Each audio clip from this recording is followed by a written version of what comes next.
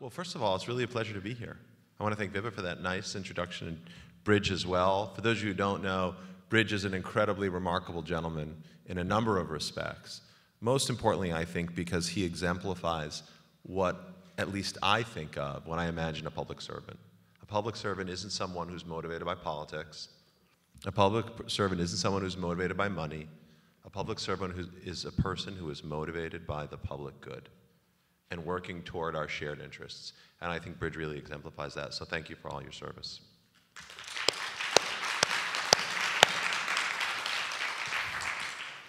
I had the good fortune while walking in to meet Dean Pulley. Is he here? So I want to thank Dean Pulley for his hospitality. I want to thank President Reevely also for hosting this here at William & Mary. I want to thank Ron Monarch and Andrea Sardone and Chris Adkins and all of the organizers who made this possible. So thank you for all this, which is really great.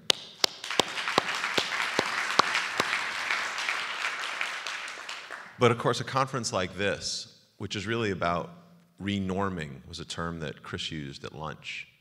Renorming the way we think about business and the way we think about the public interest. The people who are driving that, forgive me, but it's not the president, and it's not the dean, and it's not Bridge, it's VIBA. And it's all of you students who are here in the audience, who will constitute 50% of our global workforce, millennials, within 2 years. You are the ones who are driving this change, making all of this possible. So in some ways, you know, we were talking, again, over lunch about where does this go from here, and like what happens next year. I don't know exactly, but I have great faith that you, the students, the millennials, will be the force that drives and propels us forward and innovates in all kinds of ways. So that's very exciting for me. So I'm going to talk a little bit about social innovation and what it's meant, what it means today, at least in this White House, and how President Obama is thinking about it. And I guess I'll start, if I might, by giving you 3 key takeaways. 3. So we'll start at the end. And then you can ask at the end, well, did we actually get there? But if there are 3 things that I want you to take away from this, the first thing of which is that the president is committed to creating an economy that's built to last. Period. Built to last means a lot of things, but it particularly means an economy that's infused with our values, the values that make America great. Number 2, that we have a singular mission. He's tasked me with a very clear focus, which is to elevate community solutions. And I'll talk about what that actually means through strategies that use human capital and financial capital. But third, and maybe most important, particularly to SEcon and the conversation that you've had over the past few days, is that the president deeply believes that it's business that will be an engine and a driver of this process. And that we will have, hopefully, and move forward with a shared ethos around creating companies that are not necessarily just the best in the world, but are the best for the world. And that anyone who tells you that that's impossible, that anyone who suggests that those kind of objectives are somehow inimical to each other is just plain wrong. I deeply believe that. He believes that, and all the work that we're doing is trying to propound that idea and really lifting up examples of innovators and entrepreneurs and mavericks who are doing this today, like Stan, who was here from IBM with their Shared Planet campaign, like Jeff Immel, and they're doing it at GE with their Eco-Imagination campaign, like Howard Schultz, who's doing this at Starbucks in profound ways. And for those of you who don't know, Starbucks has their annual shareholders meeting later this week. I think it's on Tuesday or Wednesday. It is always a spectacle, and I can tell you that having been a senior executive at Starbucks for some time. But I think this year is going to be particularly interesting because I would expect Howard Schultz, who is a genius in so many ways, to talk a little bit about their campaign that they call Create USA Jobs. I'm getting that exact a little bit wrong. But it's interesting because I heard directly from one of their senior executives just a couple of weeks ago that they don't measure their value in just how do they generate profits, and they don't just measure their value anymore in how do they shrink their sort of environmental footprint or create a smarter, more efficient supply chain, though that matters. And they do that, by the way, in large part because it's a risk mitigation strategy, right? It's a way for them to optimize and ensure they drive better financial results by being smarter and more sustainable in the way they think about their value chain. They are increasingly measuring, though, how they think about their output, if you will, in terms of what kind of impact are they creating in the communities where they operate. How are they creating jobs? How are they generating wealth? Not just for themselves and not just for their shareholders, but for all the stakeholders in the community. So it's a very sort of interesting and expansive view.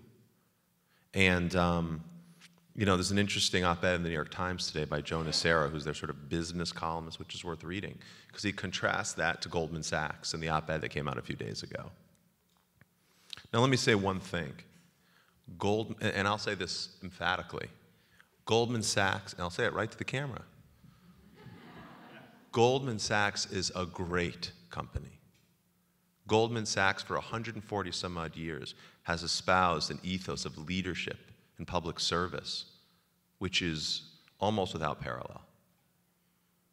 And so one can ask whether or not they've lost their moorings. And to read that op-ed was an arresting experience, I know, for me, and I think for executives in the firm, and I think for people all over Wall Street, and I think for people all over the world. But I have great faith that they'll figure it out, because it's a company that has done so much good and generated so many great public servants over the generations. Okay, so in our office, we're focused on this idea of elevating community solutions. President Obama simply does not believe that we are going to contrive the sort of solutions to the world's problem in a cubicle in Washington, D.C. We're not going to cultivate it with a secret formula around a conference table. The president, and I think it comes from his time as a community organizer, where he worked on the south side of Chicago with ordinary people, from small business owners, congregants at the local church, teachers and students in the local school, activists from the nonprofit, and officials from City Hall. And guess what they did? They solved problems. They got things done. So the president deeply believes that the answers are already out there. What it's our job to do is to try to identify what works and take those models and either scale them up where they need support or spotlight them where it's attention that's more appropriate, or maybe help pilot or kickstart a promising program. But we alone in DC will never be the ones who craft complicated equations to solve the world's ills. It just doesn't work that way. We're about elevating community solutions, so lifting up what works. And solutions is really important. Solutions are things you can measure. Solutions are multivariable. There's no silver bullet. And guess what? Solutions are hard. They are not easy. So don't believe anyone from any party on a campaign trail tells you, oh, sure, we can get the cost of gas down to $2 a gallon, maybe $1.80, maybe $1.50. Don't fall for the sound bites, because they just don't work in the real world. So we're focusing on elevating community solutions, identifying what works, what we can measure, and trying to scale it. And I'll say we're doing that around one very clear focus, which is expanding opportunity. And the president was very clear with me when I started this job about 6 months ago. He wants this work, and pretty much everything that we're doing now, I would say, inside the White House, to tie to how can we create jobs, how can we kickstart the economy, how can we support recovery and renewal. Everyone is focused on that. And it's interesting for me to be here because when I look at outside and I read the materials on the web, it sounds to me like SEcon is focused on that. And social enterprise today, whereas maybe in some ways in its earliest incarnation was focused on addressing particular social challenges, today all of us in this community are very focused on that. How do we drive economic growth and national renewal and solve persistent problems? So we think about our work essentially as driving down two lanes. How can we harness human capital, and how can we facilitate financial capital? I'll say briefly on the human capital front, we think that the answers are out here, again, amongst the young people. And we think they're exemplified by programs like AmeriCorps. Are there any AmeriCorps alum in the audience? Raise your hands. So what's your name and where did you serve? Excellent. And how about you over here? Teach for America. So Teach for America, AIDS Alliance, City Year, Youth Build, Habitat. You may have heard of some of these programs. Public Allies. These are programs that are part of our national service portfolio. Think Peace Corps, but here. That's what AmeriCorps is all about. And it's an amazing thing. Last year we had 580,000 applications for 80,000 positions. We can't keep up with the demand. So as we think about how do we harness our human capital, the President is very focused on how do we create the conditions in which people can use their talents for good and pour it into these kinds of ventures like Teach or City Year, et cetera. And we just launched an important program last week called FEMACorps. And this is interesting. It builds upon a historic long-term partnership between the National Civilian Community Corps and the Federal Emergency Management Administration. So FEMA, as you know, mobilizes when there's a national disaster. And they put boots on the ground to help, whether it's in New Orleans after Katrina, or it's in Missouri after the tornadoes, or more recently in Tennessee that just happened a few weeks ago after more disaster.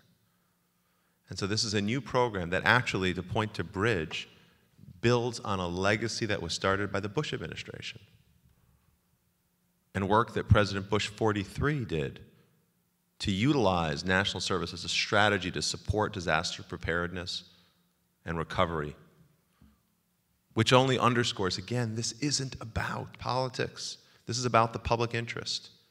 And issues like national service, thankfully, have been somewhat insulated from partisanship. That seems to be changing a little bit in this current environment we're in today. But FEMACorps creates a cadre of dedicated service members who can be deployed anytime, increasing our national capacity to respond to disaster. It saves the taxpayers scores of millions of dollars a year. We estimate in 2013, when it's fully operational, we'll save about $60 million. But maybe best of all, as well as this ethic of national service, these young people are getting trained in skills and developing and refining the talents they can apply to careers in emergency management if they choose to do so. So it's a powerful mix that expands opportunity, that addresses a national priority, and that saves the taxpayers money. And I'd say it's the first of many to come. So as we drive down that lane and try to harness our human capital, we will also focus on financial capital. How do we provide more resources to tackle tough problems and optimize that money so it's spent as well as possible based on evidence and impact? Last year, foundations gave about $40 billion to different charitable causes. Sounds like a large sum of money, until you realize that's the 5% that they have to give every year to maintain their tax-exempt status. We're deeply interested, as we think about financial capital, how do we find smart, sustainable strategies to leverage the other $600 billion in assets under management that the foundations are sitting on? And that's not such a pipe dream. It's being done today. Folks like the Gates Foundation have developed smart approaches to provide credit enhancements to charter school management organizations so their schools can buy buildings. We've seen great innovation in the global development space through programs like loan guarantees and debt swaps. And those of you who come from the conventional investing world are very familiar with what government programs that buy down your risk through first loss funds and other strategies have meant probably to many of your investments. We think there's smart things that we can do to support the social sector through innovative applications of capital. And by the way, if we can make it work for foundations, if we can show that, Dean Pulley, I'll be back here with you next year. I will, it's not a joke, talking to the president about how we can look at your endowment and what we can do to think creatively about how we can leverage those assets to support outlying communities here in Virginia. It's the same conversation we should be having. Yeah, not so excited he invited me now. But it's the same conversation we should be having with university endowments across the country, and pension funds, and insurance companies, and commercial banks. Because there are ways we can put assets to work by leveraging our balance sheets and thinking more creatively, not about CDOs just for personal gain, but about financial innovation for the public benefit. Now lastly, maybe where we can focus for the next few minutes, is on what are we doing to enable the impact economy. That's the term that we use to talk about this world in which these trends like impact investing and social entrepreneurship come together. How many of you want to be how many of you consider yourself now or aspire to be social entrepreneurs? Raise your hand. That's a fair number. How many of you felt this way a few years ago? That's less. Social entrepreneurship and the idea of creating businesses that are trying to try to drive economic value and create social return is not new. It's happened for generations. You know, in the first part of this century, captains of industry thought that part of their job, part of their role as public citizens, was to enhance the communities where their companies were located for the benefit of their workers. That isn't new. And people like Carnegie and Rockefeller and Morgan and many others created many of the public institutions we almost take for granted today, like libraries and cultural institutions, because they believed in this.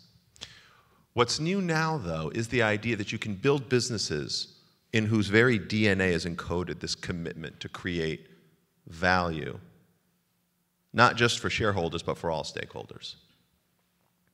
And there's something very powerful and profound afoot, because it's reshaping entire categories. And the president realizes this. If you haven't read the speech that he gave in Kansas last December, you should. There was a line in that speech where he said that in these times require that American business leaders must understand that their obligations don't just end with their shareholders. Now that may sound just like any old line, but I think it's profound in the fact that it takes on very squarely the whole notion of Friedmanism that's been propounded in universities and in economic think tanks for generations. You know, in 1962, Milton Friedman, who's one of the most influential and important economists of the 20th century, and certainly of our kind of modern industrial age, he wrote in his landmark work, Capitalism and Freedom, that government has 4 roles: to enforce contracts, to ensure competition and promote it, to provide a monetary framework, and to protect the irresponsible. And it ended at number 4. And then he reinforced his thesis in the early 70s when he wrote a landmark op-ed in the Sunday New York Times Magazine that was called The Social Responsibility of Business. Any of you who aspire to be social entrepreneurs should read it if you haven't already. It should be mandatory reading for all of us who aspire to work in the private sector or even in the public sector. He elaborated on the ideas from his book 10 years earlier, and he stated explicitly that the role of business is to generate profits for the shareholders, nothing more, end quote. But if you look at the sort of corporate wreckage of the last decade, and I'm not talking about small companies, and I don't think they're outliers, like Enron or Lehman Brothers or Bear Stearns or AIG or Countrywide or BP. These weren't just cases of mismanagement. These weren't cases of losing share because of a failed strategy. They failed because of a scarcity of values. And I would suggest they failed because of an abdication of their responsibility as public citizens. So I think, thankfully, though, I believe in the marketplace and the natural order of things. It's almost Darwinian. And shoots spring up, you know, even in the most desolate of places. And ecosystems almost self-repair, and they can emerge anew. And we're seeing that in the growth of this impact economy. You know, Monitor, great consulting practice started by Michael Porter, the famous HBS professor, estimates that this market today is worth about $100 billion and sees it growing 10x by the end of the decade. JP Morgan and Credit Suisse and other very, very interesting firms on Wall Street are saying the same things. They see a huge growth in this merging of values. And I bet you many of you are actually patrons and customers of this economy today. Who shops at Whole Foods in this room? Raise your hand. Who's ever shopped at Whole Foods? How about that? Who's ever enjoyed a pint of Ben & Jerry's? How about a bottle of Ethos water? I'm quite partial to that one. Anyone have Tom's shoes in their closet? So this isn't just about those small private companies, although again, the Toms and the others may benefit. Whole Foods is one example of a public company that's flourished. Starbucks another, taking this approach. So I'll point out to another one called Zipcar. Do we have Zipcar on the William & Mary campus? I don't know. Yes, you do. How many of you have used the service? A couple of you. So it started about 10 years ago as a car sharing service. For those of you who are not, well, actually, who's familiar? Who uses Zipcar? I think you raised your hand, right? Drew. Can you tell us what Zipcar does, how it works? Sure. It gives us a chance to essentially share cars with one another on staff at a much more reasonable rate. That's right. So think Avis or Hertz, but by the minute. And so why is that important? Why is a car sharing service more important in my mind and more consequential than a car rental service? Because if you believe the automotive experts who say we'll have half, are you ready for this? We'll have 500 million cars on the road in China by 2050. And we're looking at similar numbers in the subcontinent. So whether or not you consider yourself a climate skeptic or a climate believer, there is this thing called the climate. And 1 billion new vehicles will have an impact on it, period, end of story. So Zipcar is important because it shows us not just a better way of making a car, but a better way of thinking about transportation and a way of transforming a conversation about that from some pipe dream in front of a whiteboard or a late night brainstorm session to a business that had an IPO on the NASDAQ last year that generated $174 million in value from that public offering, and that today has got a market cap of upwards of $1 billion today. So again, this isn't some airy-fairy Birkenstock thing. This is real. This is about creating jobs. This is about driving economic value. And it's about living and exemplifying our values in the companies that we create. So I think the question for many is, if we are really seeing this first shoots of a garden and this renewal, as I referred to it, how do we accelerate that process? And so now I'll get to the role of government. And I think this is really important because I have, as John was kind of alluding to, I have been an entrepreneur. I spent the last dozen years outside of government. And frankly, I think I did pretty well. But I definitely think government has a role to play. But as we're thinking about, I am at least, baseball, because it's spring training today, and my Red Sox will be playing in just a few weeks. It's funny to say that in the midst of March Madness, right? But with UConn out, I'm already looking forward. And so I think, to analogize baseball for a moment, I think this is where government can play a role, not as a manager calling the shots, not as a pitcher on the mound, not as your cleanup hitter coming in and with one swat winning the game. Think of government as the groundskeeper. Think of government as tending the field to make sure that it's playable. Think about government making sure the bases are secured and the base paths well defined. Think about government as drawing those foul lines very bright so you know it's in play or not. That's the kind of role I think government should have as we contemplate the cultivation of an impact economy. So what does that mean? Are there precedents for that? Or am I talking about some kind of statism? Some kind of new role? Not really. Think about international trade for a moment. How many of you are involved in exports, have export-related businesses? Been involved in buying something that was sourced from outside the United States? That would be all of us.